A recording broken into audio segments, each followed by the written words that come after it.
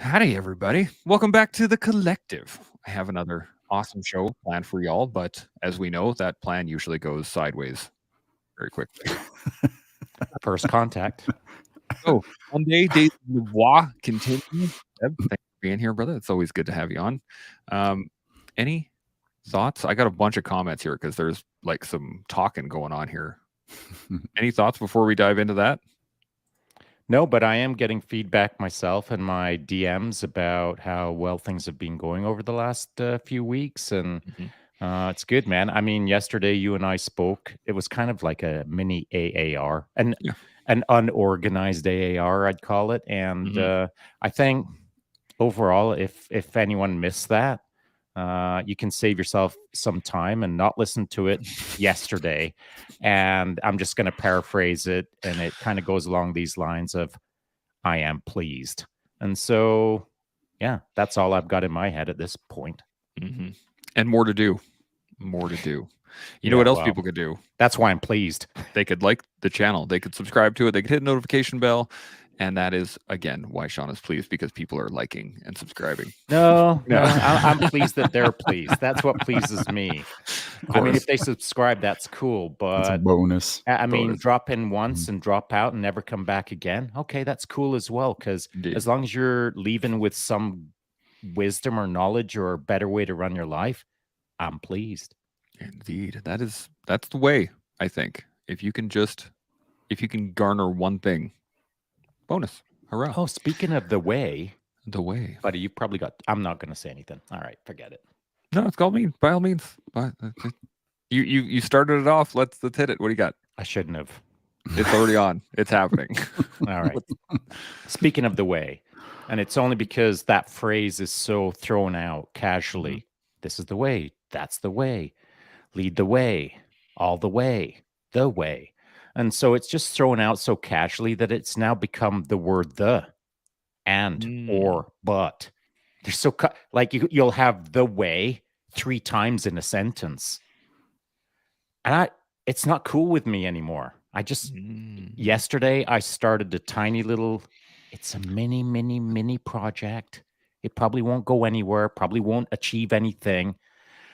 But yesterday I was sitting down reading the Hagakure. And it's just over 300 years old, if no one knows what the Hagakure is. And it's a collection of writing that I think is reasonably important.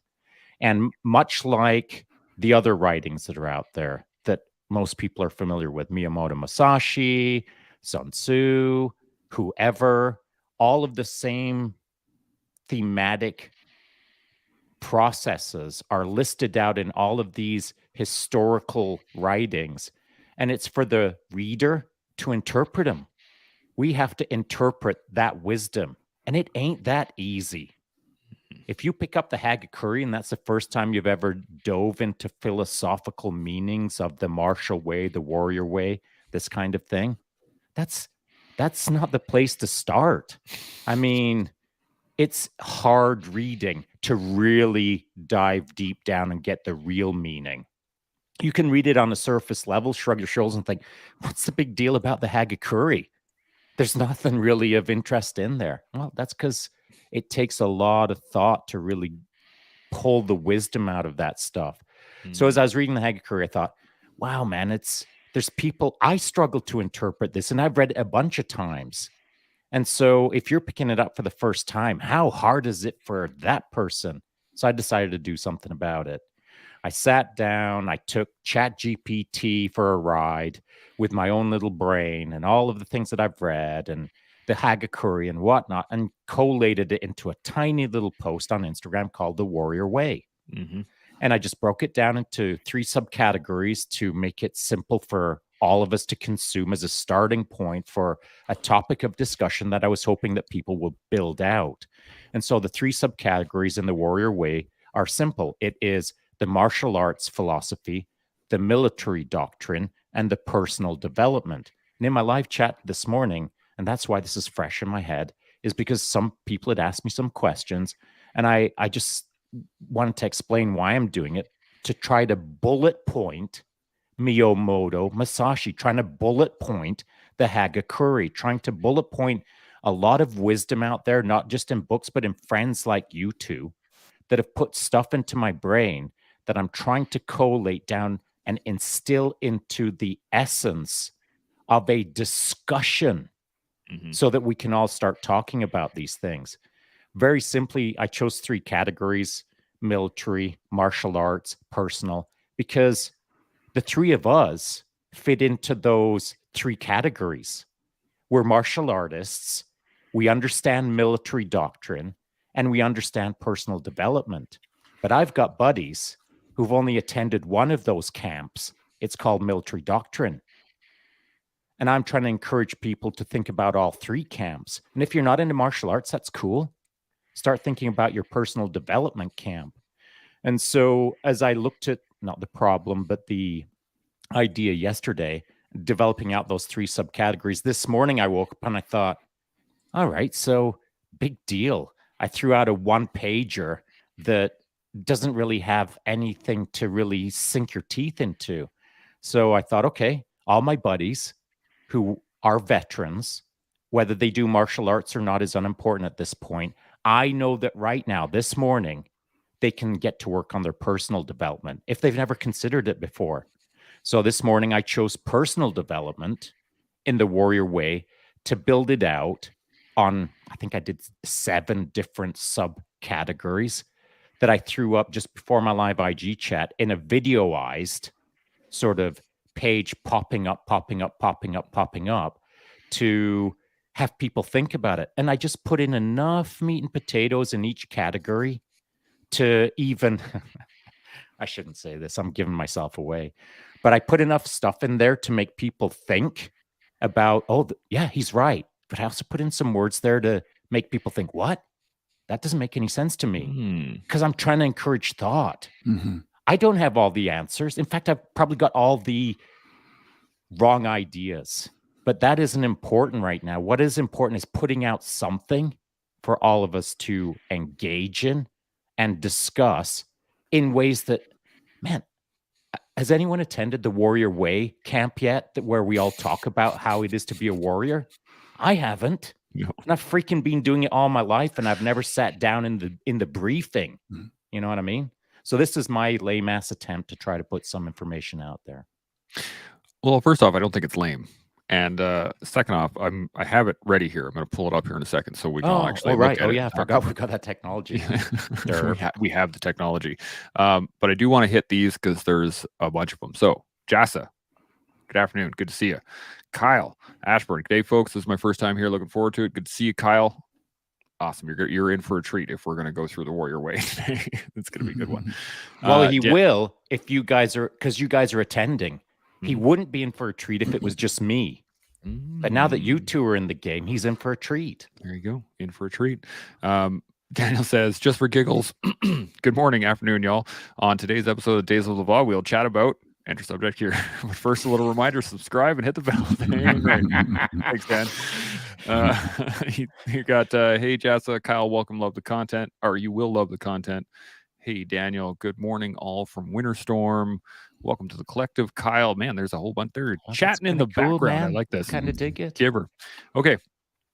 There's a bunch more, but they're talking to each other. So good on it. Good on you guys. Keep going. So, Seb, any thoughts on the Warrior Way before I put it up, or do you want me to put it up and we can talk about it?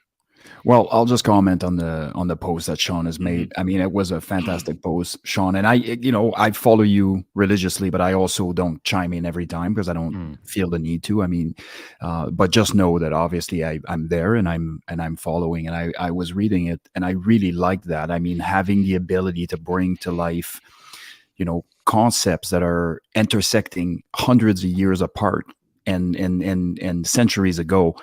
And what's interesting with that is we're not even adding,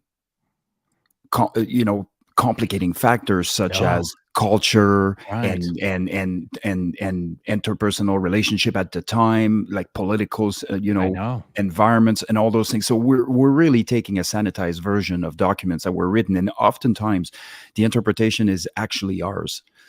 It's ours, because we don't know for sure what the intended meaning was, and I can't smell the air when he was writing that. Exactly, and so for me, but at the end of the day, I do not care what you use to be a better person and how you interpret it.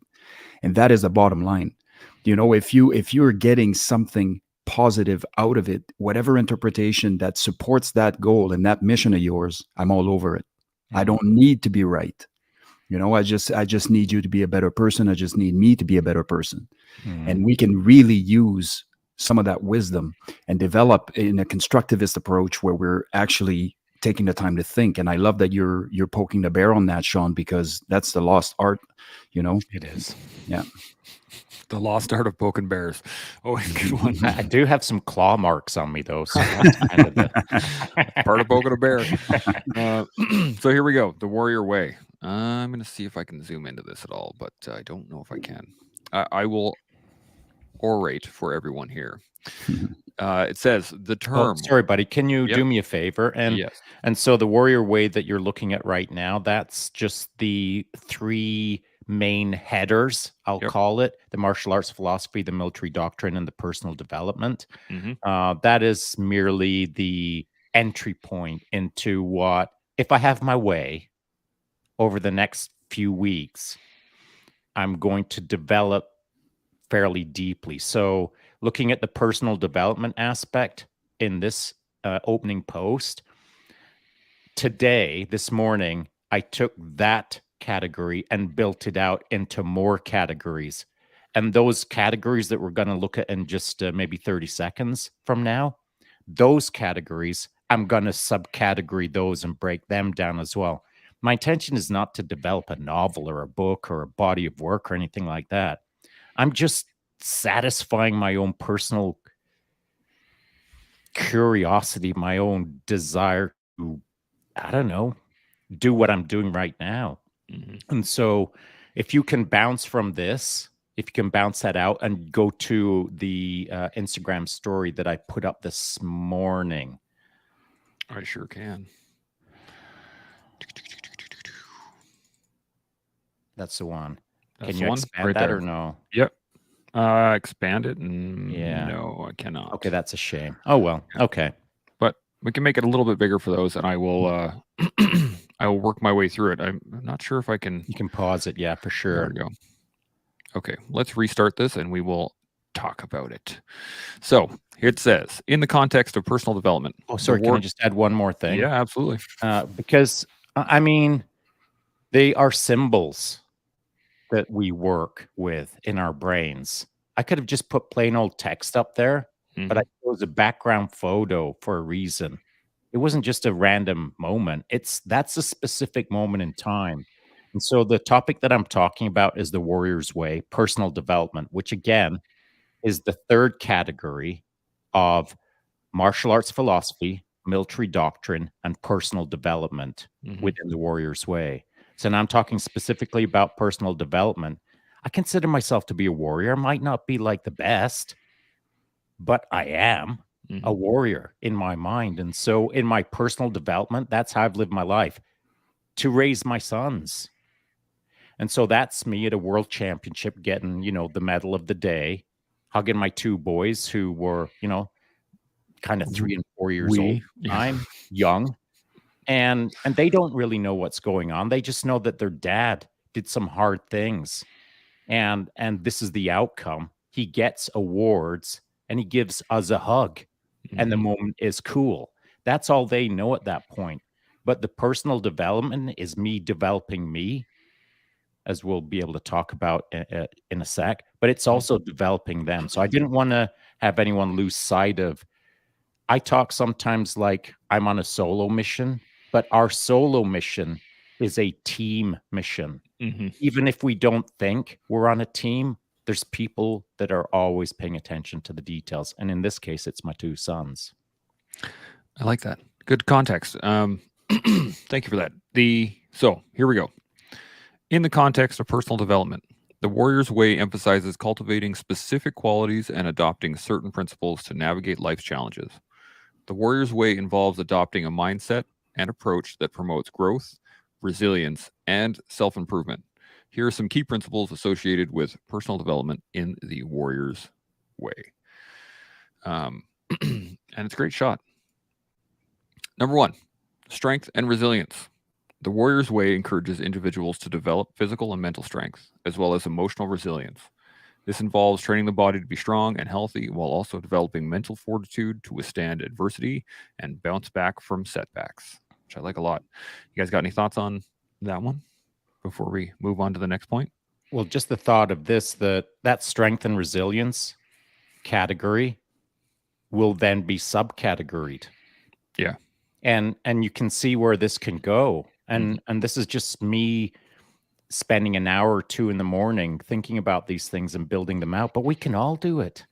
I mean, I would challenge anyone, or not challenge, I would encourage anyone to take these points that I've made and spend your day thinking about them, but making them better than what I've made them.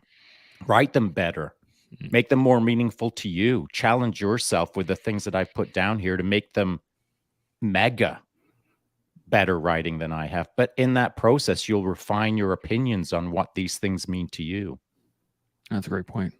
Seb, anything? Yeah, I really like the intersectionality of the three different sort of modalities, right? Like your mental, your physical, and your emotional. Like, I think there's far too many people that are still separating those things, and all of those things have a positive or a negative impact on the other things. And so if one of them goes down, it negatively impacts the rest of them. So I think that it's oversimplified often, but we can compound our issues. We can also compound our strength if we address things as they are, intertwined and interwoven.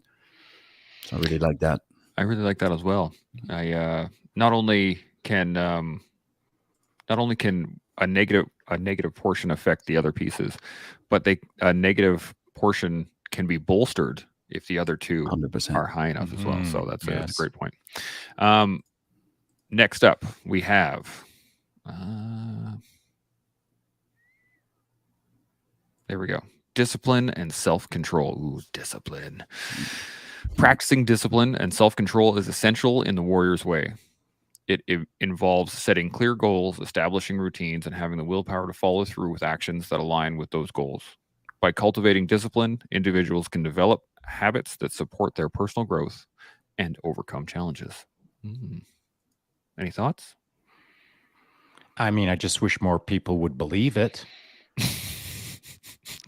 I mean, I'm not even kidding. I just wish more people would believe it. We give it lip service. Yeah. Discipline, focus, commitment, consistency. But they're just words until you really believe that they're powerful. Words have lost some of their power because they're used so casually. I just spoke about this, just this week.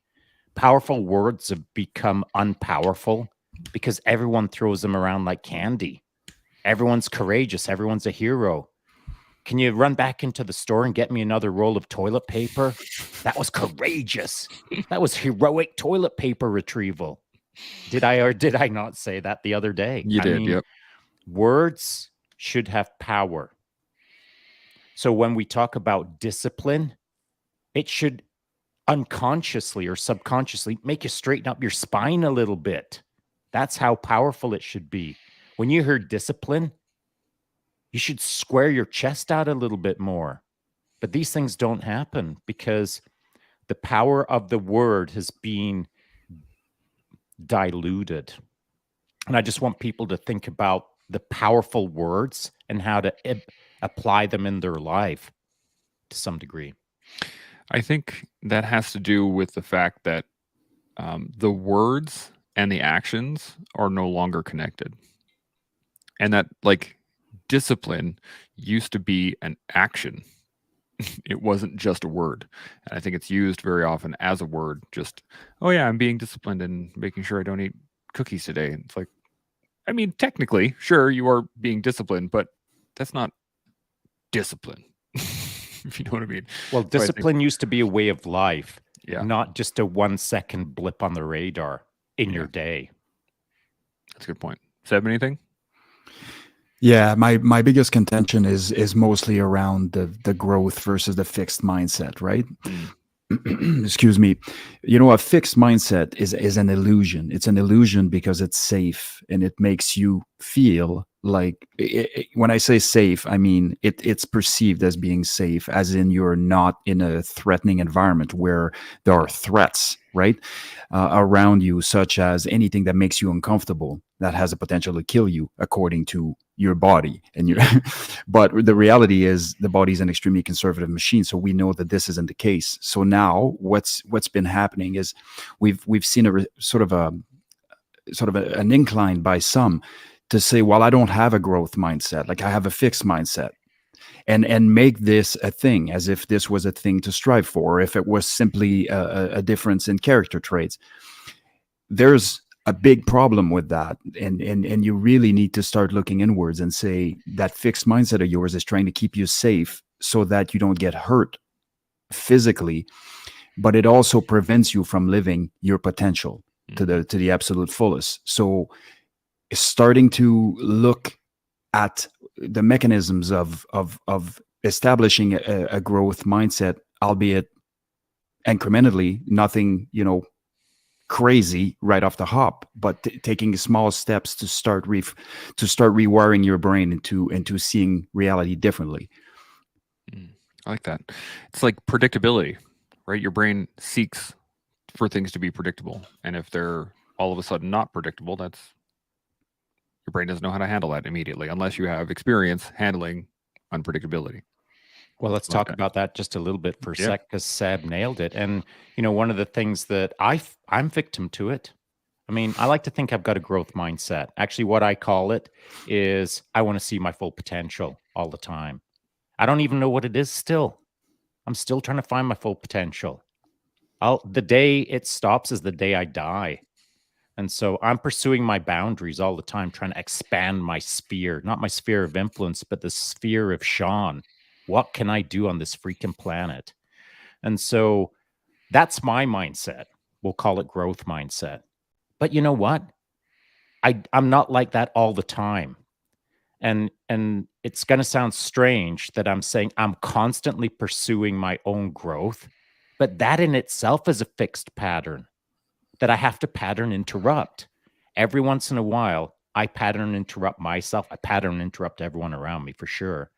But the pattern interrupt is this: regardless of how successful your pattern is, whatever the really refined trajectory is that you're on, that is the right trajectory, you got to pattern interrupt it so that you can cold eye review yourself and understand that actually that trajectory needs retweaking, or actually I'm not fully exploring my full potential, even though my pattern is to explore my full potential, because I just pattern interrupted myself, got a cold eye review, and realized that I'm slipping here, or I'm slipping there, or I can do better here. I need to listen to that guy. I need to be quieter over here.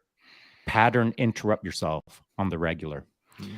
Yeah, and the reason, the great point, Shaun, and the reason why this is happening is that on a primal level, we're wired for certain things, and it's extremely difficult to override those things. And you will sneak back into those comfortable patterns, even if the body and the mind has to do some trickery and some Jedi mind trickery to try to get you to do it. And you trust me, you will do it. And that's just a fact. And that applies to all of us, right? So it comes down to, remember, Shaun, when we were talking about the being comfortable with being uncomfortable, and we had an hypothesis that potentially at some point you're so comfortable with being uncomfortable that you're too comfortable at the level of uncomfortableness that you're in. So now you're doing something that, as far as everybody else is concerned, can be perceived as uncomfortable. Therefore, you buy into your own hype, but it's no longer uncomfortable for you. It's now easy. Mm-hmm. So now you've been doing this for, say, a year. Yeah, I always do things that are uncomfortable. No, you did a year ago, but you never looked back. So now you're comfortable with this. So your brain again tricked you into doing the least amount of things that have the potential to threaten you, and you need to override that. So that's an absolutely incredible point. And as you were saying that, Seb, and it's not the right visualization, because the visualization that I'm going to give right now is going to send the wrong message. But the wrong message is so wrong that it's going to make an impact, so that people will think about things a little bit differently on this subject. When I pattern interrupt myself, it's kind of like I've got Darth Vader working against Obi-Wan Kenobi. Like Obi-Wan Kenobi knows what's up. He's on the right trajectory. He's doing the right thing. But every once in a while, Darth Vader in my head has got to go do that thing. They got to have a little lightsaber battle, sort things out, and there's a shift. So it's not like in my head, I've got evil versus good or dark forces versus light forces. I've just got my way, and my way is my way, and it usually works. But I got to kind of get all hard on myself. I got to throw in a competitor, an opponent, a force to be reckoned with in order to challenge myself on a lot of my stuff to make sure that my Obi-Wan Kenobi trajectory is right. And I know that all sounds dumb, but the idea being that my challenges to me in my head are not tiny little deltas. They're massive deltas of challenges, good versus evil to some degree. I really like this because Shaun did this to me just recently. It gave me a good kick in the ass in terms of, I've been saying go do hard things, thinking that I've been doing hard things, but I hadn't been doing anything hard for quite some time. And I was thinking in my head, oh yeah, jiu-jitsu is challenging and it puts you in uncomfortable positions, but I've been doing it for years now. It's not really all that challenging for me to go to jiu-jitsu. It's not really all that challenging for me to be in those positions anymore because I'm used to them. They're now just normal everyday things. For anybody else looking in, they'd be like, whoa, that guy's getting smothered. And I'm laying there on the mat going, yeah, okay, cool. Now I'm just going to move my leg. And it's that level of complacency with the pattern, regardless of how hard it is, which is where you also get into negative cycles, consistent negative cycles where people will stay with an abusive partner for a very long time because that's the norm. It's bad, but it's the norm, right? I think that's part of it because it could go both ways very easily. Yeah, it's bad and it's the norm, but the key to that is, I mean, if it was bad in the norm, then someone would bounce. But it's bad and it's the norm, and you've discovered coping mechanisms to make it okay. Good point. And that's like BJJ. And man, it can be bad initially if you're a certain person and you think you're going to go large and in charge it on day one. It's going to be bad for you. But you got to figure out the process for yourself to adapt to it, not just be satisfied with, oh, this is bad all the time. You got to make it good. And not enough people pursue that adaptation process aggressively enough. Adaptability is, as you know, as far as being an important piece of that, I mean, this is vastly understated because that's exactly what happened. It's a dynamic nature of this life, and everything that's happening is happening quickly. The more time you spend sitting there thinking and processing and doing all the stuff that, instead of taking the bull by the horn and saying this isn't going to be perfect, but a decent plan now is better than the perfect plan later. Let's go. Let's do something, you know. And it's incredible every time you do it. It shakes you out of your comfort zone, and then you realize this was the best thing I've ever done. Like, how many times have I almost spoke myself out of doing something that really made me uncomfortable, and all the reasons were absolutely valid, you know, to not do it. And I did it regardless because I just pushed through it and I did it, and it was the best thing I've ever done for myself. And I was like, the rewards that come along with that are just endless. Yeah, and you know, when that happens, we tell ourselves, man, I knew that action was the real key to all of this. and then you know, whatever, a week later, half a month later, whatever it is, it's the next thing that you got to deal with. And it's like, oh yeah, that's right. That whole action thing does work. And you know, the interesting part is, Chance and you and I have been talking about this subject for a little while, how action does work better than just thought. And so there's a lot of people out there that would have a moment of action-oriented outcome where they think to themselves, man, that action thing really works. But they're not going to engage in it again for maybe another year. It's just like a real win for them. Like, holy moly, I cracked the action thing right out of the park. I'm an action hero. But a year later, they've not done anything because they're all back up in the thought actions again, rather than the action actions. And so it takes consistent effort to start forming a trend and then patternize it. So if your consistent effort is once a year, it's going to take you a lifetime to form a pattern. And so if you're now at once a month, it's going to take you 2-3 years to form the pattern. If you can now make it a week, it's going to take you a year to form it. If you can make it every day, it's going to take you a month to form it. That's how trends and patterns work. That's how my life works. My whole life is pattern recognition from a very early age. And so if you aren't seeing the pattern form in front of you, pick up the consistency of effort on a more condensed timeline so that you can form the pattern. Yeah. It doesn't have to be massive things. It's just little wins, action wins. The little wins are nice once you start counting them. And I think that's a lot of things people don't do, because they, there's little incremental wins that you can hit that you can discount because they're small, but those are still wins. Yeah, man. I think once you've spent enough time with people that are on the verge of death, and you've had these conversations with them about what truly mattered in their life, and they tell you things that will blow your mind, has nothing to do with the big things. None of it ever. It's always, when I was doing my girl's hair, or when I was sitting down with this person and having a conversation and a coffee, and it's all the little things that we take for granted that we're doing on an autonomous basis almost, and as just a part of a filler, as I called it. So you're taking filling actions throughout your day. You have your key things that you want to do. The rest of it is a filler. It's like, hey man, this is time you have here, time you have and time you no longer have. You don't have the time to fill. You have to take the time to do something truly meaningful. So if we're having a coffee, if I go for coffee with Shaun or with you, Chance, that is an incredible opportunity to connect with you, to have a conversation that's truly meaningful, to learn about what's going on with your family, to do those things. I truly invest myself in it, not fill time just for the sake of filling time. That's a waste, And, that's a great point, pal. I haven't really... You're going to let me build off of that. Thank you very much. Into cognitive dissonance. Yes. And so, the idea being that if you're not nailing the little things in your day, like doing your girl's hair, you feel it. You feel it. And maybe you don't know why you feel it, but you just feel that something's a little off because you're not doing the right thing, we'll call it. But you're so busy chasing the big things, we'll call them, in the day, that you don't get those things done either. So you don't get your big things done. You've definitely not done the little things that are important. And so at the end of the day, you're left with no real wins, but you're left with this sense of dissonance, and you don't even know why. And maybe that's it, buddy. Maybe that's it.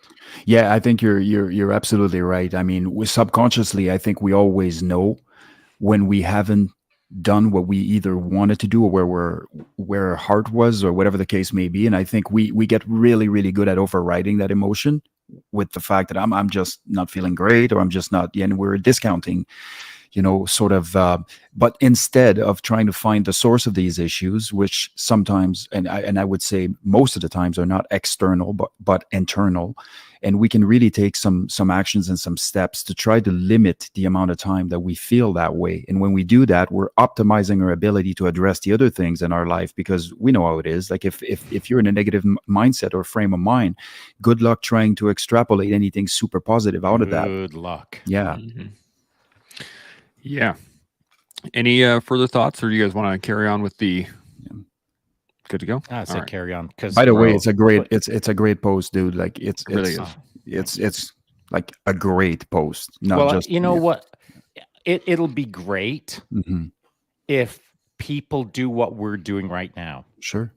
If they'll just look at the words and think, well, that wasn't a very good effort, but now I'm going to build it out in my own head with my own thoughts. That's what we're doing right now. Building it out. This is what I wanted. I wish everyone could sit down with friends and take these things and think about them a little bit deeper in an open conversation. It'd be freaking... Then I'd say it's good. It's right. Benefit is they can, and they should. Sure. Absolutely. So number 3, let's dive into this one. Number 3, emotional intelligence. Warriors understand the importance of emotional intelligence. They seek to develop self-awareness, empathy, and the ability to manage their own emotions effectively. This enables them to navigate relationships, communicate assertively, and handle conflicts with grace and understanding. I like that a lot.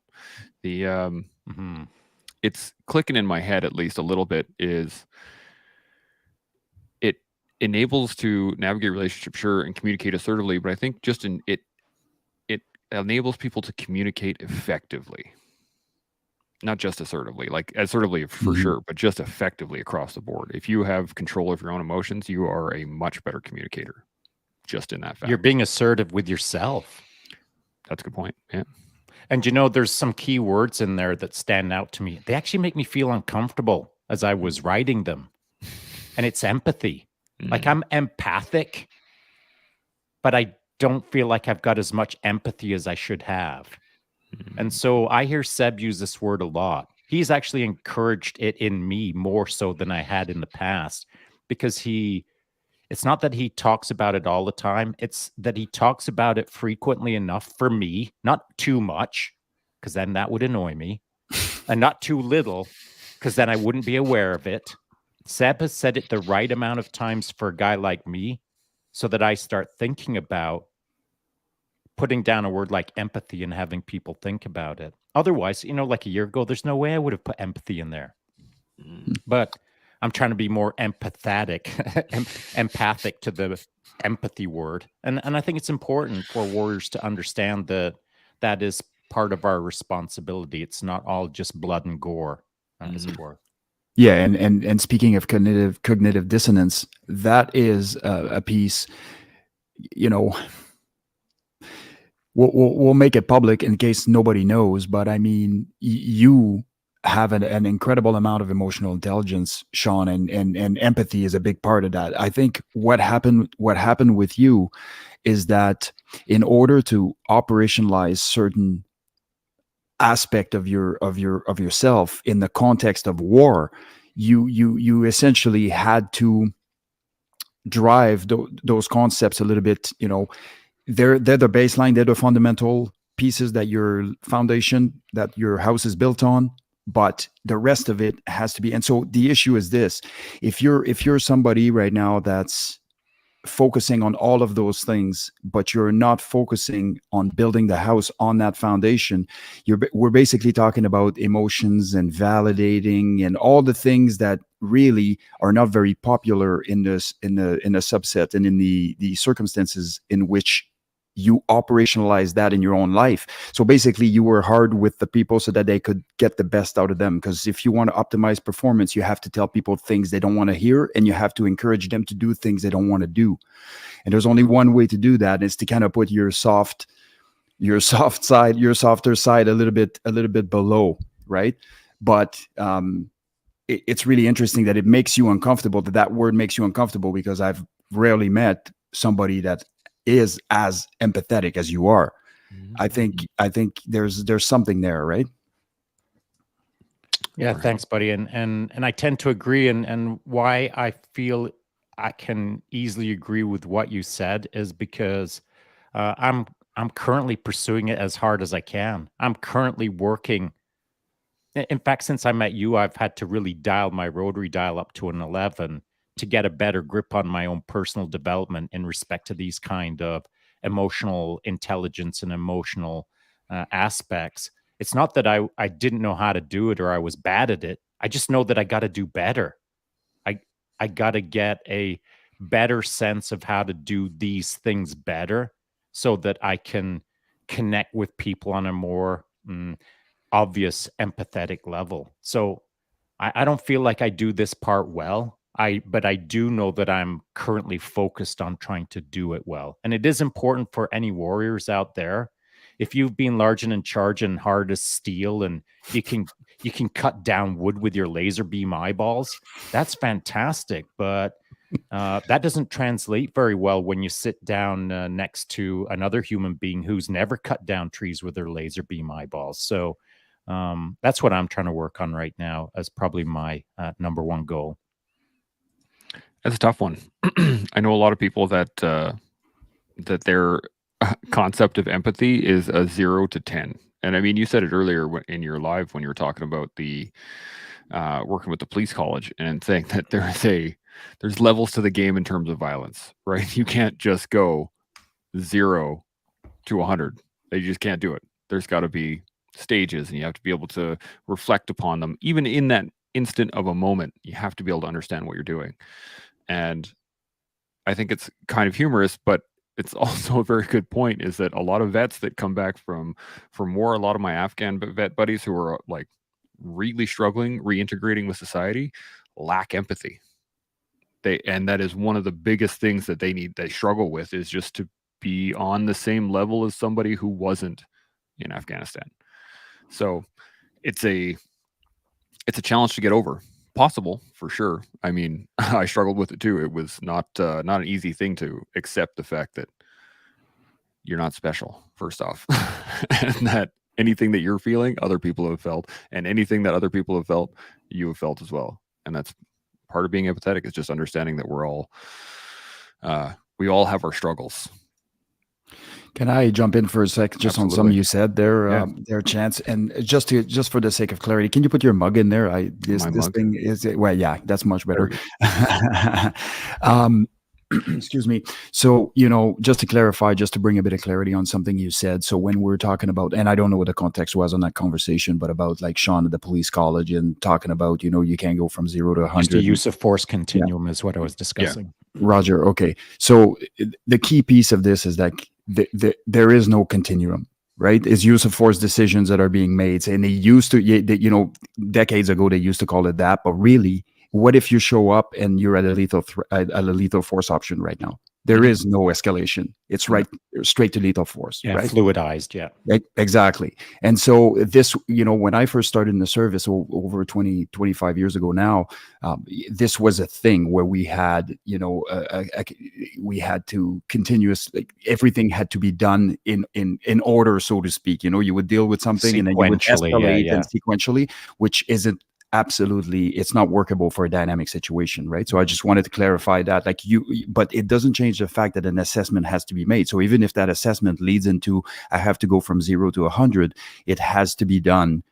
That assessment has to happen ever so quickly, obviously, but the decision can be made. So I just wanted to kind of bring a bit of nuance there. Absolutely. That's cool. And I'd like to add a little bit of nuance to what Chance was talking about. And it's in respect to veterans who have had a hard go of it. They come back to Canada and they are struggling to develop any empathy for anyone around them because they never went over and stood in the desert. So it's tough, man. But I'll tell you what does help is looking at strong characters like Seb and being encouraged to know that you can be hard and you can also be soft. Mm-hmm. What you can't ever be is just soft.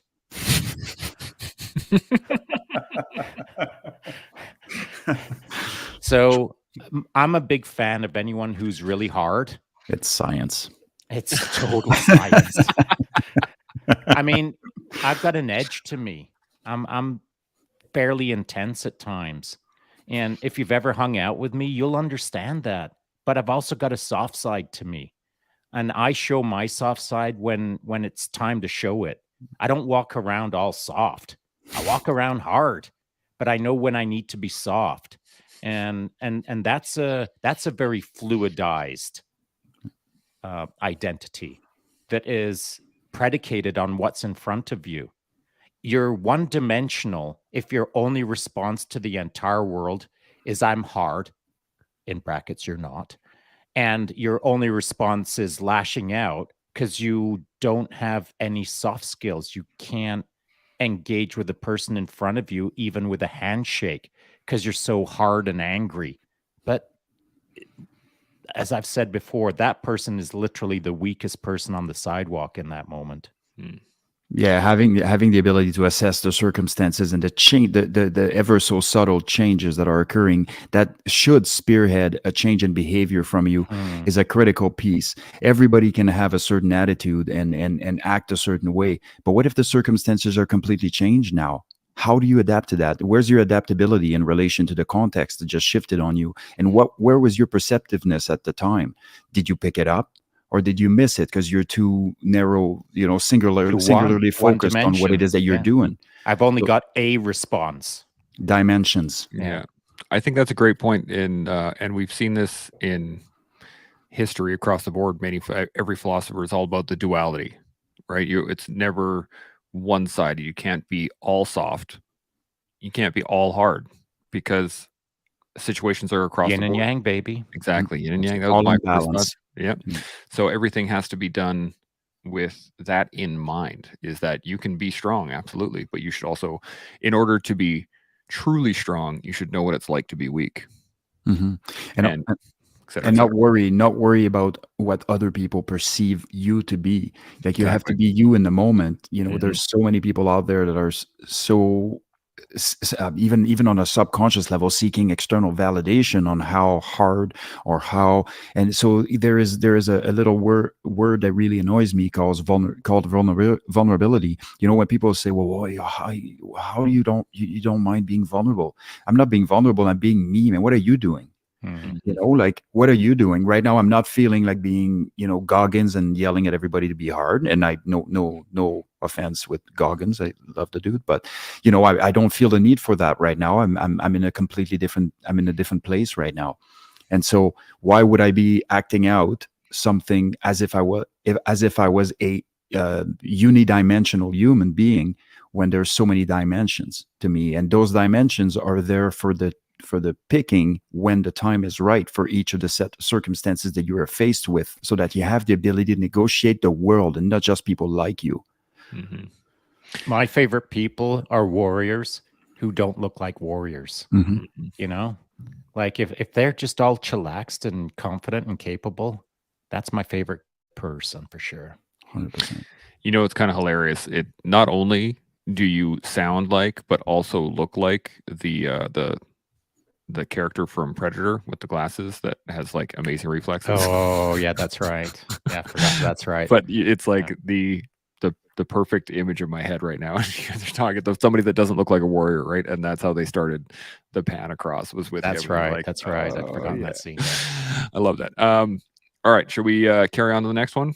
Yeah, sure. Yeah. Let's dive into it. Sorry, boys, I didn't mean for us to do good. this. I'm sure the topic would have been good. No, this is awesome. It's a good conversation, brother. Yeah. I don't know if we'll make it through all of these. Well, then we'll have a second part. Exactly. I agree. All right, number 4, emotional resilience.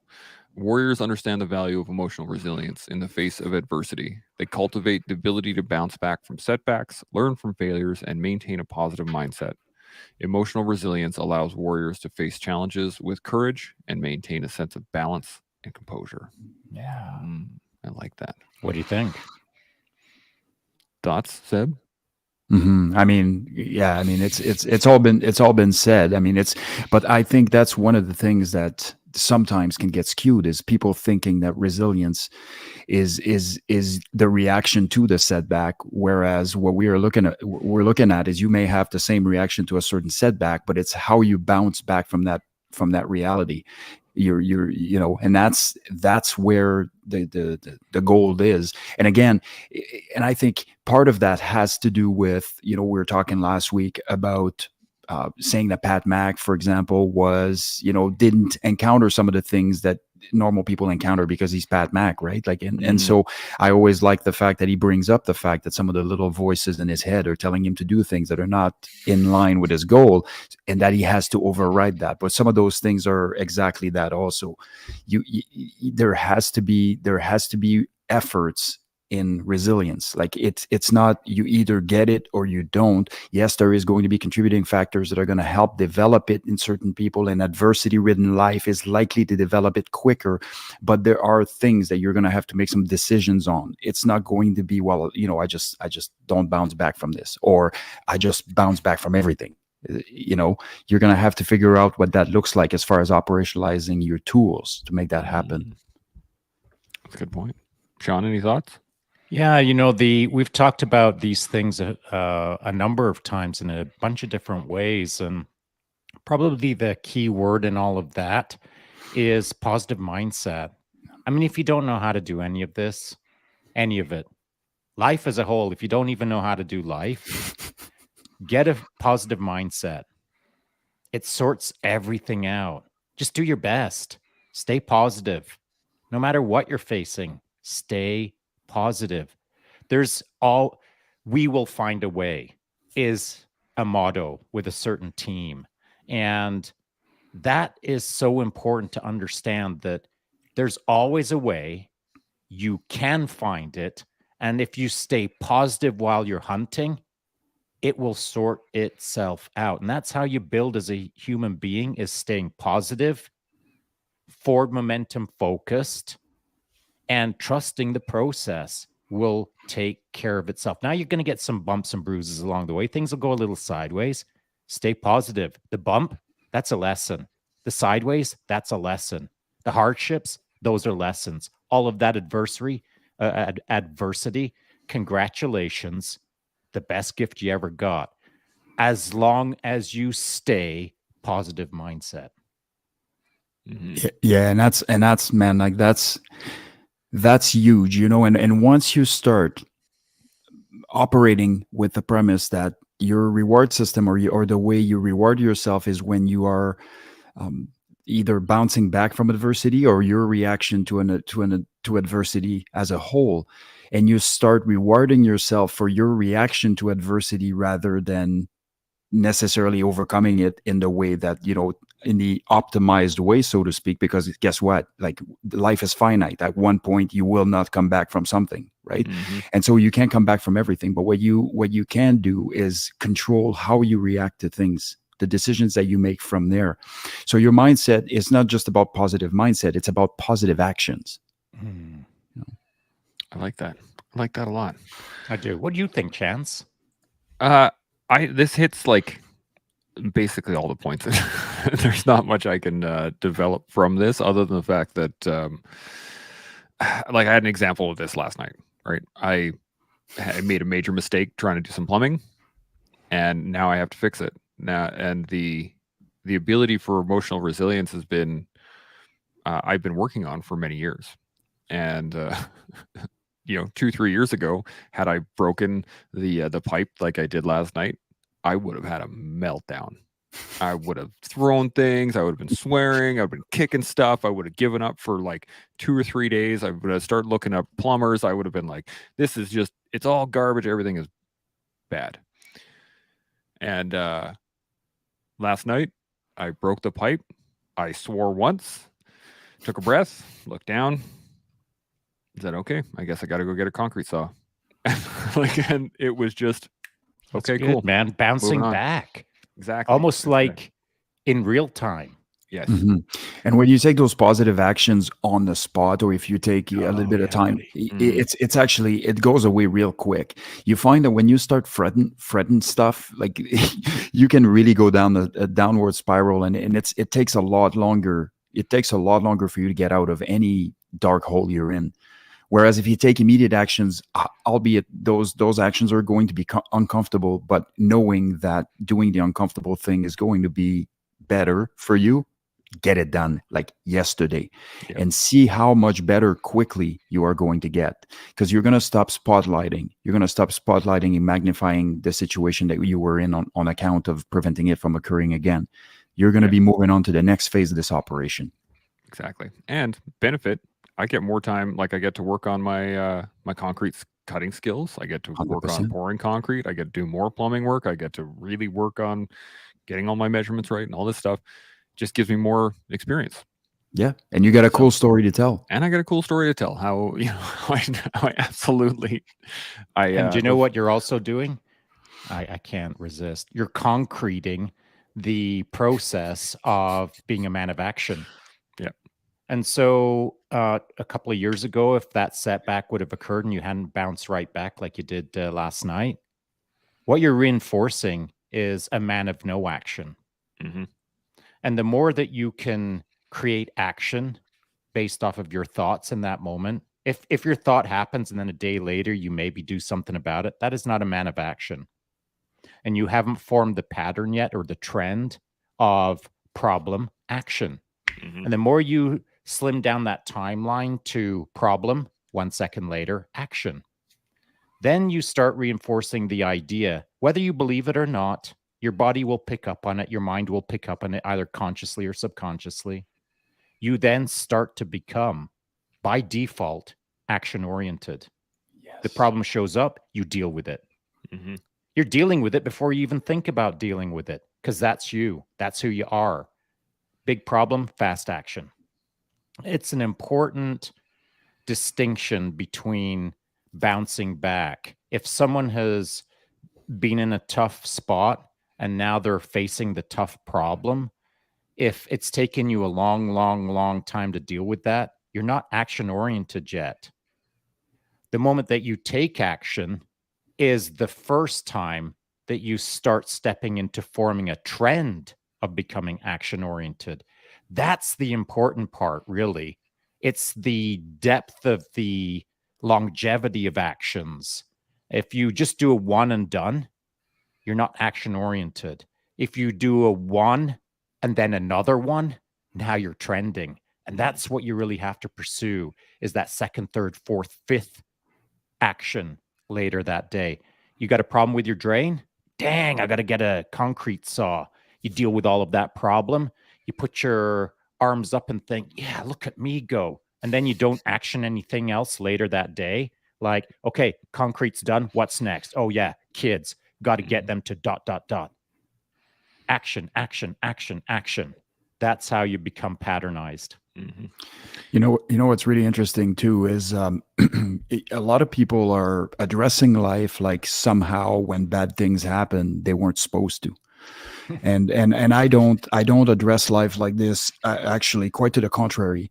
I'm always aware that this is a part of life and it's always going to happen and it's never going to stop. So you got choices to make here, and so you can preemptively prepare as much as you can for your reaction to things, which is the preferred way to do it. But here's what I used to do when I was on call, when I was a young team leader on a team, and I knew that if a call came in, I was responsible for whatever outcome was coming out of that. And it added an incredible amount of stress to my life because I anticipated calls all the time. I consistently scanned my phone. I consistently did things that were very conducive to me having a not very comfortable time on call, so to speak. Well, as an experienced team leader, here's what I did. I went to 3 guys. I gave a second call to another guy, and I gave a third call to another guy as a contingency. Then I put a sound and a sounding alarm that was so obvious there is no way you could have missed it if it rang. And I did not care at all when the call was going to come. I was going to live life and maximize my time with whoever I was, if it was with the kids or whatever the case might have been. And if the freaking phone rang, I dealt with what came in. Done. Right? And I relieved an incredible amount of stress of my life by doing that. So don't try to anticipate everything that can happen in life, but just know it's coming and have the tools internally to be able to negotiate those events and be prepared for it. And when one happens, don't think, well, okay, I should be good for a while, because you don't know. You could have 2 or 3 or 5. It really doesn't matter. It's not about having the easy path. It's about having the internal fortitude and the preparation, the mental prep necessary to deal with the things as they're coming up. Beautiful. Yep. We have a couple comments, but then we're going to be cutting it short on time here. So let's hit those, and I'm going to figure out, Shaun, how to save this at some point, and we'll be able to put it up as a larger thing at another day to carry on. Maybe what I need to do, as I was pushing it up, I thought, I don't know if any of this is worth anything to anyone, so I'll just throw it in my stories. It'll be gone in 24 hours and no one will have to deal with it. But maybe what I need to do is move it over into my feed so that it sticks around a little bit. I think that might be useful for sure. We do have a couple comments here. First off, I missed this earlier, but Jassa asked where are the claws from? And Daniel Levante says back scratching on the tree of suffering. He did also state that this was pure gold, so it's been helping at least one person. There you go. And Robo Murray Airsoft, good to see you. We're going to have him on the show very soon. It's going to be great. Oh, cool. It says, it's like learning your draw stroke. At first, it's slow and steady, but with practice, speed comes as a natural byproduct of practicing. The reps, the splits get smaller. Action, problem, action, back and forth. I dig it. Yep. Screenshots have been done. not gone. Your jobs have been done. Nice. Good to go. Action.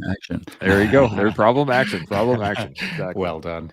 But yeah, any final thoughts before we shut her down? I think we made it about halfway through that. So we got another whole show to go. Yeah, I'm good with that. As long as you guys are okay with it, I wouldn't mind. I like learning from you guys.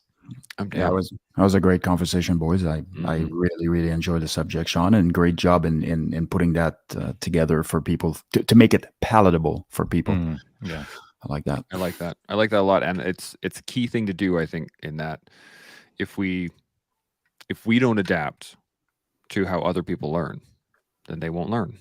So it's on us to be able to adapt what we're doing so that other people can learn from it.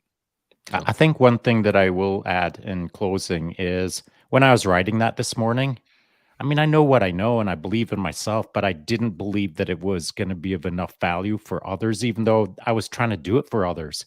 As I put it out there, I was like, I don't want to put this out there. I don't think it's worth anyone's time. But you got to believe that what you're doing, if it's for the right reason, put it out there. If it sucks, someone will let you know. Mm-hmm. If it's pretty good, that's good enough for now. So that was my pretty good effort at trying to get the ball rolling. Then I had to have the conviction to do it, not for myself, because I wouldn't have done it for me. I had to do it for the team.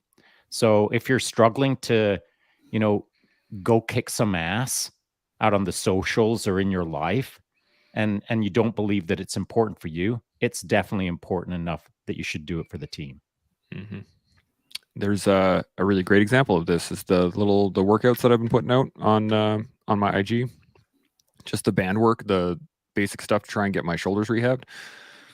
I had a friend of mine hit me up yesterday and was like, "Hey, the band stuff you're doing isn't going to help. I had massive shoulder problems. Let me sort you out." And he sent me a whole program to do with my bands to actually strengthen the shoulder up.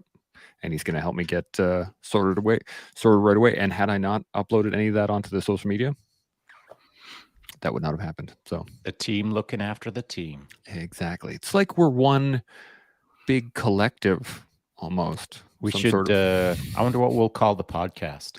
Something has to do with the group or perhaps the team. We'll figure it out. I'm sure. We'll sort it out.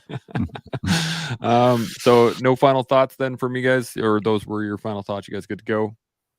Groovy. All right. Well, thanks everybody. As we're going to continue, this is going to be a part 2. So stay with us for tomorrow and the next day and the next day. I'm not sure when we're going to do this, but we're going to do it very soon. And as long as you are out there learning, building, and growing, you can do that with us here on The Collective. We'll see y'all tomorrow. Chimo.